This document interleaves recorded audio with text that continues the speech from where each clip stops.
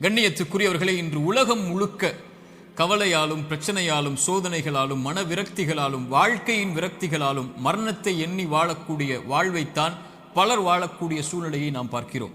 குறிப்பாக வாலிப சமூகத்துடைய ஆண்களும் பெண்களும் பெரும்பான்மையாக இந்த நிலையில் இருக்கக்கூடிய காட்சியைத்தான் நம்மால் பார்க்க முடிகிறது.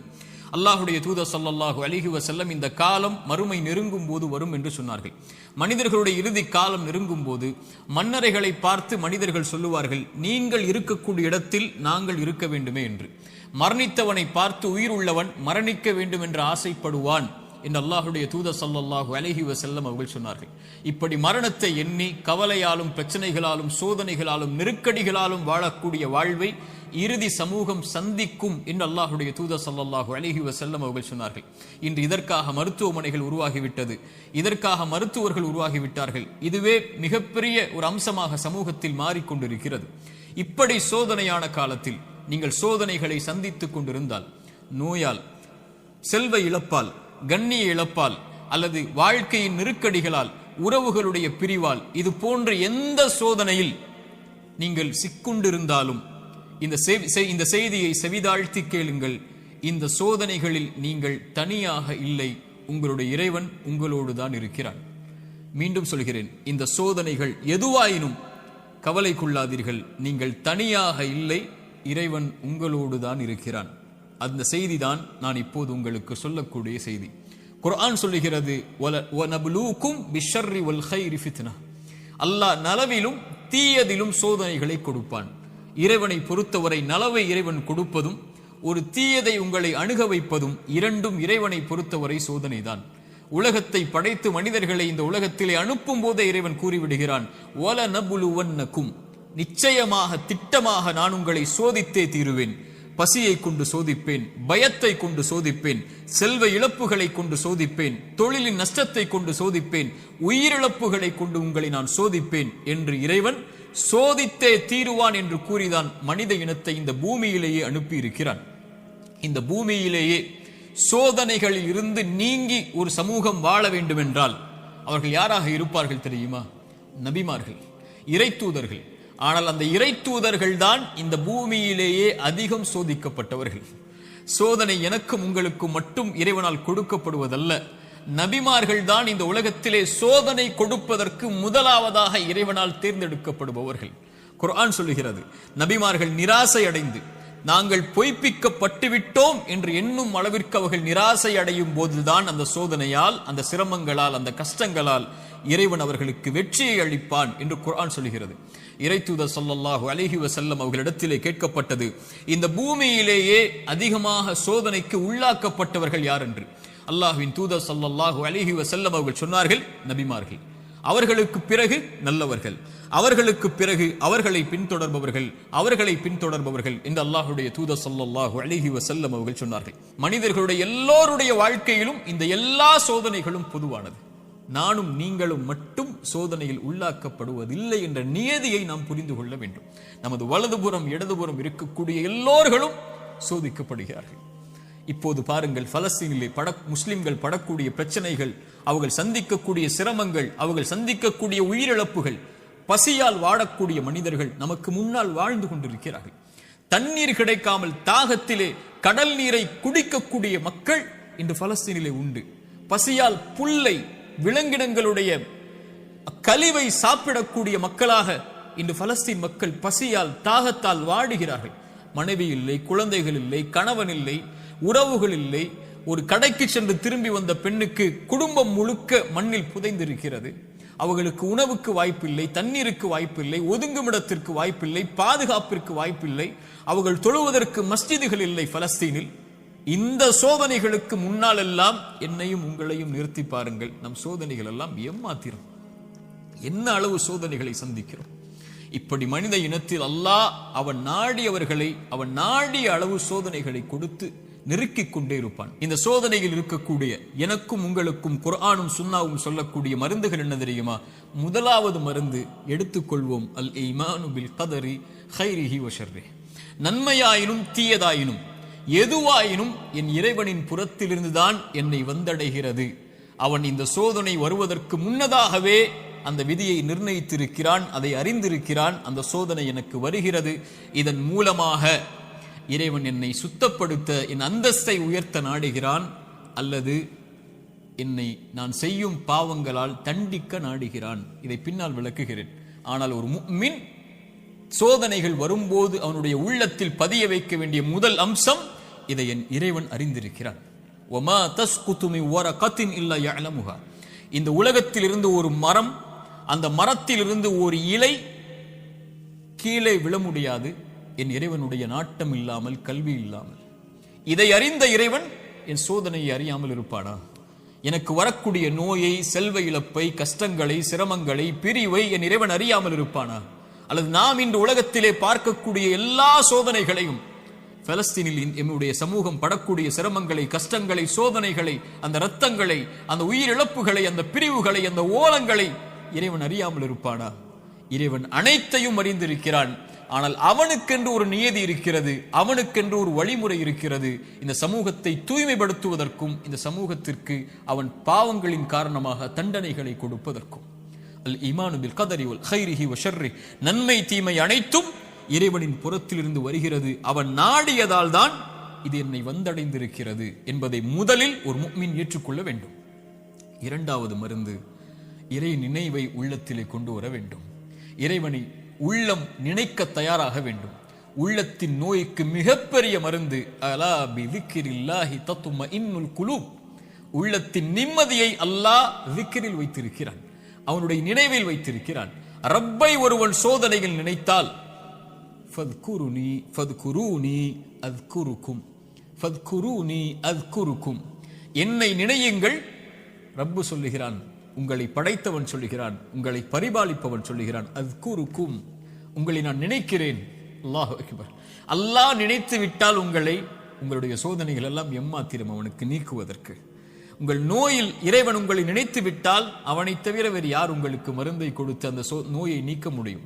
செல்வ இழப்பை நீக்க முடியும், பிரிவுடைய கவலைகளை நீக்க முடியும், வாழ்வின் பிரச்சனைகளை நீக்க முடியும்.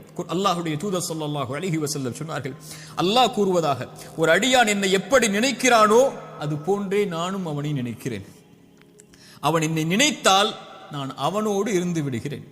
அவன் என்னை தனிமையில் நினைத்தால் நானும் அவனை தனிமையில் நினைக்கிறேன்.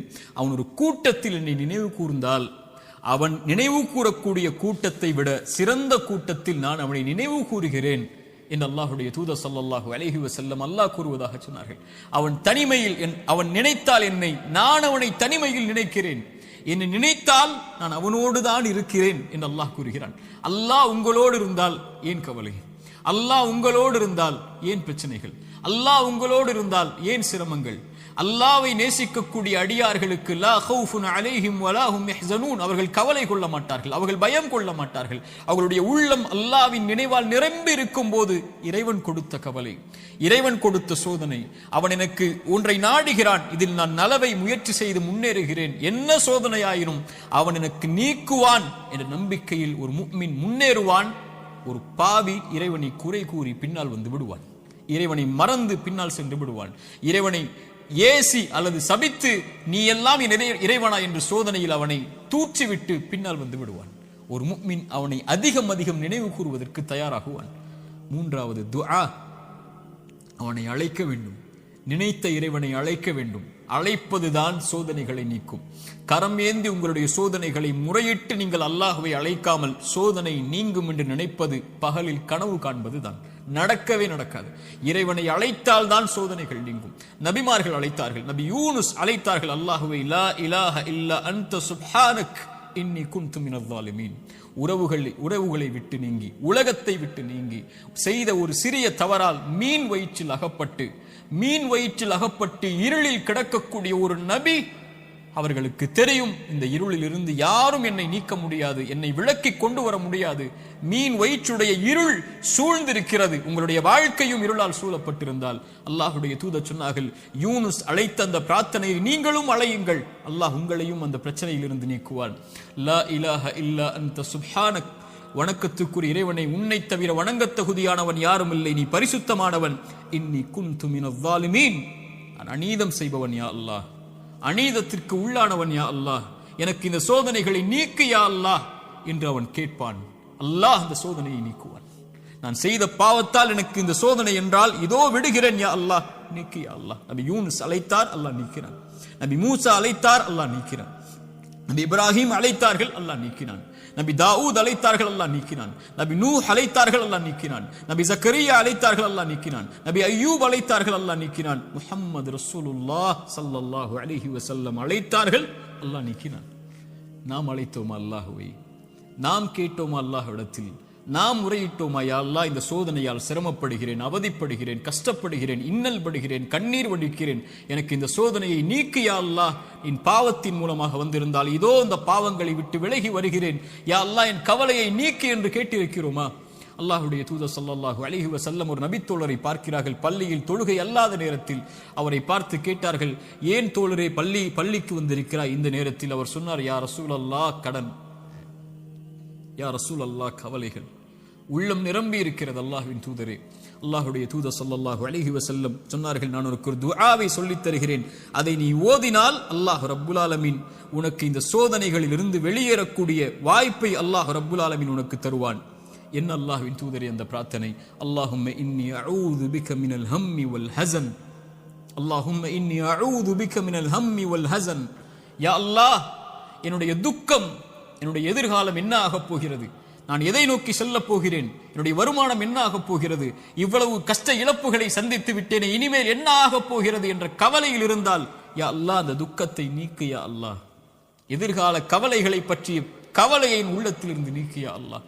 வல் ஹஸன், என்னுடைய முன்னால் நான் செய்த பாவங்கள், முன்னால் என் வாழ்க்கையில் நடந்த நிலைகள், நான் சந்தித்த இழப்புகள், அதனால் என் உள்ளம் துவண்டிருக்கிறது. எதிர்காலத்தை பற்றியும் கடந்த காலத்தில் நான் செய்ததை பற்றியும் என்னுடைய உள்ளம் கவலை கொண்டு நடக்க முடியாமல், நகர முடியாமல் இருக்கிறேன் யா அல்லாஹ், அதை நீக்கு யா அல்லாஹ். எதிர்காலத்தை பற்றிய கவலையை நீக்கு, கடந்த காலத்தை பற்றிய நினைவுகளை நீக்கு, இனிமேல் வாழக்கூடிய வாழ்க்கையை சரிபடுத்தி என்று இறைவனை அழைப்பான். அல்லாஹும்ம இன்னி அஊது பிக மினல் ஹம்மி வல் ஹஸன் வ அஊது பிக மினல் அஜ்ஸி வல் கஸல். யா அல்லாஹ், இயலாமை, என்னால் இனிமேல் என்ன செய்ய முடியும், என்ன இருக்கிறது என்னிடத்தில், எதை கொண்டு சொல்லுவேன் என்ற பயம், இயலாமை என்னிடத்தில் இருக்கிறது. யா அல்லாஹ், கசல், சோம்பேறித்தனத்தால் சோம்பலில் இருக்கிறேன், என்னால் முடியும் யா அல்லாஹ், ஆனால் எழ முடியவில்லை, என்னால் இந்த சோதனைகளை கடக்க முடியவில்லை, என்னிடத்திலே தைரியம் இல்லை யா அல்லாஹ், தைரியத்தை கொடு, அதை செய்து முடிக்கக்கூடிய உறுதியை கொடு. வஅஊது பிக மினல் அஜ்ஸி வல் கஸல் வஅஊது பிக மினல் ஜுப்னி வல் புகுல். யா அல்லாஹ், கஞ்சத்தனத்தை விட்டும், யா அல்லாஹ் கோழைத்தனத்தை விட்டும், யா அல்லாஹ் கடன் என்னை மிகைப்பதை விட்டும், மனிதர்கள் என்னை ஆக்கிரமிப்பதை விட்டும் என்னை பாதுகாத்து விடு யா அல்லாஹ். இந்த அல்லாஹ்வுடைய தூதர் ஸல்லல்லாஹு அலைஹி வஸல்லம் அந்த துஆவை அந்த தோழருக்கு கற்றுக் கொடுத்தார்கள். இதை ஓதக்கூடிய வழக்கம் உள்ளவர்களாக மாற வேண்டும். இப்படி அல்லாஹ்வை அழைக்கக்கூடிய முறையிலெல்லாம் இதா சஅலக இபாதி அன்னி ஃபஇன்னி கரீபுன் உஜீபு தஅவத தாஇ இதா தஆன். அழைப்பவர்கள் அழைத்தால் அந்த அழைப்பிற்கு இவன் பதில் கொடுக்காமல் இருப்பதில்லை. அல்லாஹ்வின் தூதர் சொன்னார்கள், ஒரு மனிதன், ஒரு முஃமின் அல்லாஹ்விடத்திலே கரம் ஏந்தி அவனுடைய கரம் அல்லாஹ் கொடுக்காமல் கீழே விழுந்தால் அவன் கேட்பதை இறைவன் வெட்கப்படுகிறான் என்று அல்லாஹ்வுடைய தூதர் ஸல்லல்லாஹு அலைஹி வஸல்லம் சொன்னார்கள். அல்லாஹ்வை அழையுங்கள். கடைசியாக இந்த நேரத்தில் சுருக்கமாக சொல்கிறேன், மீண்டும் சொல்கிறேன், நோயால் சிரமப்படுகிறீர்களா, இழப்புகளால் சிரமப்படுகிறீர்களா, பிரிவால் சிரமப்படுகிறீர்களா, கடினமான காலத்தை வாழ்க்கையில் கடக்கிறீர்களா, ஒருபோதும் அல்லாஹ் உங்களை கைவிட மாட்டான். உங்களை விட இறைவன் உங்கள் மீது நேசம் கொண்டிருக்கிறான். கவலை கொள்ளாதீர்கள். நீங்கள் தனியாக ஒருபோதும் இல்லை. உலகமெல்லாம் உங்களுக்கு எதிராக இருந்தாலும் நீங்கள் தனியாக இல்லை. அவன் உங்களோடு இருக்கிறான். அவன் உங்களோடு இருந்தால், இந்த உலகத்தில் யார் உங்களோடு இல்லை என்றாலும், இந்த உலகமே உங்களை வெறுத்திருந்தாலும், உலகமே உங்களை புறக்கணித்தாலும் கவலை கொள்ளாதீர்கள். அது போதும் நமக்கு. இறைவன் உங்களோடு இருந்தால் அது போதும். உலகமெல்லாம் உங்களோடு இருந்து இறைவன் உங்களோடு இல்லை என்றால் அதை விட நஷ்டம் இல்லை. உலகத்தில் எவரும் இல்லாமல் இறைவன் உங்களோடு இருந்தால் அதை விட இன்பம் இல்லை. நபிமார்கள் உலகம் புறக்கணித்தது நபி நூஹை, ஆனால் நூஹோடு அல்லாஹ் இருந்தான். நபி தாவூதை உலகம் புறக்கணித்தது, அல்லாஹ் அவர்களோடு இருந்தான். நபி யூனுஸை உலகம் புறக்கணித்தது, அவர்கள் செய்த பாவத்திற்காக மன்னிப்பை கேட்டார்கள், அல்லாஹ் அதிலிருந்து அவர்களை பாதுகாத்தான். இப்ராஹீமை உலகம் புறக்கணித்தது, அல்லாஹ் அவர்களோடு இருந்தான். மூசாவை உலகம் புறக்கணித்தது, அல்லாஹ் அவர்களோடு இருந்தான். நபி அல்லாஹ்வின் தூதரையும் உலகம் புறக்கணித்தது, பெரும்பான்மை புறக்கணித்தது, அல்லாஹ் அவர்களோடு இருந்தான். லா தஹ்சன் இன்னல்லாஹ மஅனா. அல்லாஹ்வின் தூதர் அதனால்தான் சொன்னார்கள், கவலை கொள்ளாதீர், அல்லாஹ் நம்மோடு இருக்கிறான். அல்லாஹ்வின் தூதர் ஸல்லல்லாஹு அலைஹி வஸல்லம் ஒரு தாயை குறித்து சொன்னார்கள். போர்க்களத்தில் காணாமல் போய் கிடைத்த ஒரு குழந்தையை ஒரு தாய் தேடி வரும்போது அல்லாஹ்வுடைய தூதர் அதை எடுத்து கொடுக்கும் போது அந்த தாய் அந்த குழந்தையை வாங்கி கட்டி அணைத்து அதற்கு உணவை கொடுக்கும் போது அல்லாஹ்வின் தூதர் நபித்தோழர்களை பார்த்து கேட்டார்கள், இந்த தாய் இந்த குழந்தையை நெருப்பில் வீசுவாளா? அந்த குழந்தை படக்கூடிய சிரமத்தை கஷ்டமாக உணர்ந்த அந்த தாய், தன் உயிர் போய் கிடைத்த வந்த மகிழ்ச்சியில் இந்த வாழக்கூடிய இந்த தாய் இந்த குழந்தையை நெருப்பில் வீசுவாளா? தன்னோடு வந்துவிட்ட அந்த குழந்தையை எப்படி நெருப்பில் வீசுவாள்? அல்லாஹ் இந்த குழந்தைக்கு இந்த தாய் காட்டக்கூடிய அன்பை விட அல்லாஹ் அவனுடைய அடியார்கள் மீது இரக்கம் உள்ளவன். அல்லாஹ் அக்பர். ஒரு அறிஞர் அழகாக சொல்லுவார், யா அல்லாஹ், அல்லாஹ்வை அழைத்து சொல்லுவார், யா அல்லாஹ், என் தாயை விட என் மீது இரக்கம் காட்டக்கூடியவன் நீ. என் தாய் நான் சிரமப்படுவதை, என் தாய் நான் நோயில் வாடுவதை, என் தாய் நான் கடனில் இருப்பதை, கடனால் கஷ்டப்படுவதை, என் தாய் என் செல்வ இழப்புகளில் கஷ்டப்படுவதை, என் தாய் என்னுடைய இழப்புகளில், பிரிவில், நோயில், சிரமங்களில், சோதனையில் கஷ்டப்படுவதை விரும்ப மாட்டாள். என் தாயை விட என் மீது இரக்கம் உள்ள நீயும் விரும்ப மாட்டாயா அல்லாஹ், அதை எனக்கு இரக்கம் காட்டு, இந்த சோதனையை நீக்கென்று அல்லாஹ்வை அழைப்பார்கள் அறிஞர்கள் இந்த ஹதீஸை கொண்டு. அல்லாஹு அக்பர். அல்லாஹ் உங்களை ஒருபோதும் கைவிட மாட்டான். அல்லாஹ் உங்களை ஒருபோதும் பிரிந்து விட மாட்டான். அல்லாஹுவின் பக்கம் வந்து விட்டால் அல்லாஹ் உங்களை ஒருபோதும் வேதனை அடைவதை, உங்கள் கண்கள் கண்ணீர் வடிப்பதை, உங்கள் உள்ளம் நெருக்கமாகுவதை, உங்கள் உள்ளம் உடைக்கப்படுவதை இறைவன் ஒருபோதும் பார்த்து கொண்டிருக்க மாட்டான். ஆனால் கடைசியாக சோதனைகள் இறைவனின் புறத்திலிருந்து வருகிறது. ஆம், ஆனால் ஒருவருக்கு சோதனை நன்மையாக வரும், ஒருவருக்கு சோதனை தண்டனையாக வரும். நபிமார்களுக்கு சோதனை வந்தது என்று சொன்னேன். எல்லா நபிமார்களுக்கும் சோதனை வந்தது. அந்த சோதனைகள் அவர்களை தூய்மைப்படுத்துவதற்காக, அவர்களை சுத்தப்படுத்துவதற்காக, அவர்களுடைய அந்தஸ்தை அல்லாஹ்விடத்திலே உயர்த்துவதற்காக, ஈமானில் அவர்களை உறுதிப்படுத்துவதற்காக, எல்லாவற்றையும் கொண்டும், உலகத்தை கொண்டும், மார்க்கத்தை கொண்டும், தீனை கொண்டும் அல்லாஹ் சோதித்துக் கொண்டே இருந்தால் அவனின் பக்கம் அவர்களை நெருக்கமாக்கி, அவனின் பக்கம் அவர்களை நெருக்கமாக்கி கொண்டு வருவதற்காக. அது நிஅமா, அது அருள். அந்த சோதனை அருள். அல்லாஹ்வுடைய தூதர் ஸல்லல்லாஹு அலைஹி வஸல்லம் அவர்கள் சொன்னார்கள், உலகத்தில் அதிகமாக சோதிக்கப்பட்டவர்கள் யார் என்று கேட்கும் போது நபிமார்கள், அவர்களுக்கு பின்னால் வந்தவர்கள், அவர்களுக்கு பின்னால் வந்தவர்கள் என்று சொல்லிவிட்டு சொன்னார்கள், அல்லாஹ் ஒரு மனிதனுடைய மார்க்கத்திற்கு ஏற்ப அவனை சோதிப்பான். யா அல்லாஹ், அவனுடைய மார்க்கம் நிலையாக உறுதியாக இருந்தால் அந்த உறுதியோடு, அந்த நிலையோடு சோதனையும் உறுதியாகும். யா அல்லாஹ். மேலும் சொன்னார்கள், அவனுடைய மார்க்கம் எளிதாக இருந்தால் சோதனையும் அவனுக்கு எளிதாகும். ஆனால் இறைவன் நாடக்கூடிய அடியார்களை இறைவன் சோதனைகளை கொண்டு, சிரமங்களை கொண்டு நெருக்கமாக்கிக் கொண்டே இருப்பான், இந்த பூமியில் அவன் பாவம் இல்லாதவனாக நடக்கும் வரை. யா அல்லாஹ், இந்த ஹதீஸை எப்படி விவரிப்பது இந்த சிறிய நேரத்தில்? இன்ஷா அல்லாஹ் வாய்ப்புகள் வரும்போது இந்த ஹதீஸை விவரிக்கிறேன். அல்லாஹ் சோதனைகளை கொண்டு ஒரு மனிதனை பக்குவப்படுத்துவான், நிலைப்படுத்துவான், முன்னேற்றுவான். அவனுக்கு அடுத்த கட்டத்தை நோக்கி அவனுடைய வாழ்வை நகர்த்துவான். அவன் அதன் மீது நம்பிக்கை கொண்டிருப்பான். நலவு வந்தால் அல்ஹம்துலில்லாஹ், சோதனை வந்தாலும் அல்ஹம்துலில்லாஹ், அல்லாஹ்வை புகழ்வான், அல்லாஹ்விடத்திலே உதவி தேடுவான். இவன் முஃமின்.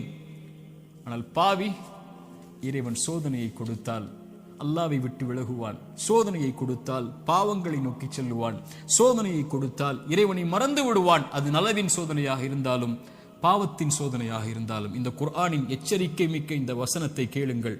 ஃபலம்மா நஸூ மா துக்கிரு பிஹி, எம் நினைவை விட்டு நீங்கள் மறந்து வாழும் போது, ஃபதஹ்னா அலைஹிம் அபுவாப குல்லி ஷை, வானத்தின் கதவுகள் எல்லாம் திறக்கப்படும், என்ன வேண்டுமோ கிடைக்கும். ஹத்தா இதா ஃபரிஹு மா ஊது, அல்லாஹ் கொடுத்ததை கொண்டு அவர்கள் நிம்மதியோடு வாழ்ந்து கொண்டிருக்கும் போது, அது சோதனை என்று அறியாத அந்த பாவிகளுக்கு அஹத்னாஹும் பக்ததன், திடீரென்று அல்லாஹ் பிடித்து அவர்களை நஷ்டவாளிகளாக மாற்றிவிடுவான். அல்லாஹ்வின் தூதர் ஸல்லல்லாஹு அலைஹி வஸல்லம் சொன்னார்கள், அடியானுக்கு அல்லாஹ் ஒரு சோதனையை இந்த உலகத்திலே விரைவுபடுத்துகிறான் என்றால் அவனுக்கு அல்லாஹ் ரப்புல் ஆலமீன் நலவை நாடுகிறான். அல்லாஹ் அவனுக்கு சோதனையை தாமதப்படுத்துகிறான் என்றால் பாவங்களின் காரணமாக நாளை மறுமையில் அவனுக்கு அல்லாஹ் ரப்புல் ஆலமீன் அதை கொடுப்பதற்கு அல்லாஹ் காத்திருக்கிறான் தீயதாக. நல்லவருக்கு சோதனையை உலகத்திலேயே கொடுத்து அல்லாஹ் அவனை நெருக்கமாக்கி விடுவான். பாவியை விடுவான் அல்லது பிடிப்பான். பிடித்தாலும் விட்டாலும் அவன் அழிவது நிச்சயம். அல்லாஹ் ரப்புல் ஆலமீன் அப்படிப்பட்ட பாவங்களை விட்டு அல்லாஹ் எம்மை பாதுகாப்பானாக. நல்லவர்களுக்கு சோதனை அருள். அவர்கள் அனுபவிக்கக்கூடிய ஒவ்வொரு கண்ணீர் துளிக்கும், ஒவ்வொரு சிரமத்திற்கும் ஒவ்வொரு கவலைக்கும், ஒவ்வொரு துக்கத்திற்கும், ஒவ்வொரு அழைப்பிற்கும், அவர் காலில் ஒரு முள் தைத்தால் கூட அவர் படக்கூடிய இன்னலுக்கும் அல்லாஹ் பாவங்களை அழித்துக் கொண்டே இருப்பான். ரசூலுல்லாஹ் சொன்னார்கள் ஸல்லல்லாஹு அலைஹி வஸல்லம். ஆனால் பாவி படக்கூடிய ஒவ்வொரு சோதனையும் அவன் மீண்ட அல்லாஹ்விடத்திலே செய்த பாவங்கள் எதுவாயினும், அவன் கடந்த காலம் எதுவாயினும், எவ்வளவு கொடிய பாவங்களை வைத்திருந்தாலும் அவன் பாவத்திலிருந்து விலகாமல் சோதிக்கப்படும் போது நன்மையை நோக்கி செல்லாமல் இருந்தால் அவனுக்கு இந்த உலக வாழ்வும் மறுமையும் அழிவுதான். சோதிக்கப்பட்டால் உள்ளத்திடம் கேளுங்கள், நன்மையில் இருக்கிறாயா, பாவத்தில் இருக்கிறாயா? நன்மையில் இருந்தால் இது உனக்கு அருளின் சோதனை, முன்னேறு, வெளிச்சம் உனக்கு முன்னால் இருக்கிறது, நடந்து சென்று கொண்டே இரு, இந்த இருள் நீங்கிவிடும். இருளுக்கு பிறகு பகல், துன்பத்திற்கு பிறகு இன்பம், நோய்க்கு பிறகு சுகம், இப்படி உலகம் மாறி மாறி உனக்கு கொடுக்கும். ஓடிவிடு நன்மையை தேடி. வெளிச்சம் உன் வாழ்க்கையில் விரைவில் வரும், மிகப்பெரிய வெளிச்சமாக. நீ ஒரு மாதம் சிரமப்படுவாய், ஆனால் நீ கடக்க வேண்டிய இந்த மாதத்தை அல்லாஹ்வின் நம்பிக்கையில் நன்மையில் கடந்து விட்டால் நீ வருடம் முழுக்க நிம்மதியோடு இருப்பாய். 3 நாள் 4 நாட்கள் நோயில் சிரமப்பட்டால் கவலை கொள்ளாதே. அந்த நோயை அல்லாஹ்வின் நன்மைகளை எதிர்பார்த்து காரணிகளை எடுத்துக்கொண்டு களி, அல்லாஹ் உனக்கு அதற்கு பிறகு மிகப்பெரிய சுகத்தை வைத்திருக்கிறான். ஆனால் பாவத்தில் இவை அனைத்தையும் நீங்கள் சந்தித்தால், பாவம் உங்களிடத்திலே இருந்தால், யா அஹி யா உஹ்தி, என் தோழரே, என் சகோதரியே, அல்லாஹ்விற்காக அதை விடுங்கள். அல்லாஹ் உங்களை அரவணைக்க காத்து கொண்டிருக்கிறான். அவனை நோக்கி வந்து விடுங்கள். உங்கள் வாழ்வின் கவலைகள், பிரச்சனைகள், துன்பங்கள் இவை அனைத்தையும் இறைவன் நீக்கி விடுவான். அல்லாஹ் அப்படிப்பட்ட வாழ்வை எமக்கு தரட்டும். அல்லாஹ் இந்த அறிவுரை எனக்கும் உங்களுக்கும் அறிவுரையாக்கட்டும். இதன் மூலமாக எங்களுடைய வாழ்வை இறைவன் செழிப்பாக்கட்டும். உலக சமூகத்திலே முஸ்லிம் சமூகம் படுகின்ற இன்னல்கள், கஷ்டங்கள், பிரச்சனைகள், சோதனைகள், குறிப்பாக பலஸ்தீனில் நம்முடைய சகோதர சகோதரிகள் படக்கூடிய எல்லா இன்பங்கள், சோதனை, எல்லா இழப்புகளுக்கும், எல்லா சோதனைகளுக்கும், எல்லா துன்பங்களுக்கும் அல்லாஹ் விரைவில் மிகப்பெரிய வெற்றியோடு அல்லாஹ் வெளிச்சத்தை தரட்டும். அகூலு கௌலி ஹாதா அஸ்தக்ஃபிருல்லாஹ் லீ வலக்கும். அஸ்ஸலாமு அலைக்கும் வரஹ்மத்துல்லாஹி வபரகாத்துஹு.